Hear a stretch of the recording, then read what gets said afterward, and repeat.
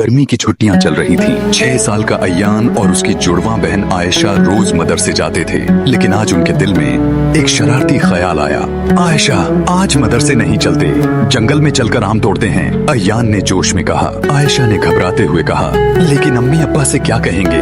हम कह देंगे कि मदरसे जा रहे हैं। अय्यान ने शरारत से आंखें चमकाते हुए कहा। दोनों ने जल्दी जल्दी बस्ता उठाया, टोपी पहनी, आयशा ने दुपट्टा संभाला और दरवाजे से बाहर निकल गए। अम्मी ने पीछे से आवाज दी, बच्चों सीधा मदरसे जाना और देर मत करना। जी अम्मी, दोनों ने एक साथ कहा और घर से निकल पड़े।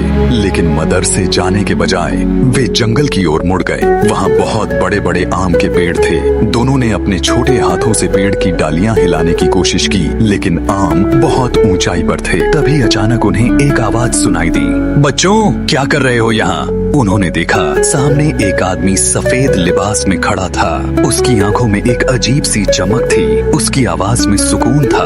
अय्यान ने डरते डरते कहा, हम बस आम तोड़ रहे हैं। आदमी मुस्कुराया और पूछा, लेकिन तुम तो मदरसे जाने वाले थे ना? आयशा और अय्यान एक दूसरे को देखने लगे। उनकी आंखों में डर साफ झलक रहा था। तुमने अम्मी अब्बा से झूठ बोला, जानते हो झूठ बोलने का अंजाम क्या होता है? आदमी की आवाज गंभीर हो गई। अय्यान ने हकलाते हुए कहा, क्या होता है? आदमी ने गहरी सांस ली और कहा, झूठ बोलने वाले पर अल्लाह की रहमत कम हो जाती है। झूठ का एक झूठ छुपाने के लिए 100 झूठ बोलने पड़ते हैं और फिर इंसान झूठ बोलने का आदी हो जाता है। फिर कयामत के दिन अल्लाह के सामने उसका चेहरा काला होगा। आयशा की आंखों में आंसू आ गए। हमें माफ कर दीजिए, हम दोबारा झूठ नहीं बोलेंगे। और जानते हो मदरसे नहीं जाने का नुकसान क्या है? आदमी ने आगे कहा। अय्यान ने सिर झुका लिया। आदमी ने समझाते हुए कहा, जो बच्चा इल्म हासिल नहीं करता वो अंधेरे में चलने वाले इंसान की तरह होता है। इल्म रोशनी है और जो इससे दूर होता है उसकी जिंदगी में बहुत नुकसान होता है। अय्यान और आयशा को अब बहुत पछतावा हो रहा था। तभी आदमी ने कहा, मैं तुमसे 4 सवाल पूछता हूँ, अगर तुम सच में समझ गए हो तो इनके जवाब दो। जी पूछिए। दोनों ने सिर झुकाकर कहा। पहला सवाल, अल्लाह ने इंसान को क्यों बनाया? अय्यान और आयशा एक दूसरे को देखने लगे। उन्हें जवाब नहीं पता था। आदमी ने कहा, अल्लाह ने हमें अपनी इबादत के लिए बनाया ताकि हम नेक अमल करें, सच्चाई पर चलें और उसकी बनाई दुनिया को बेहतर बनाएं। दूसरा सवाल, सबसे अच्छा इंसान कौन होता है?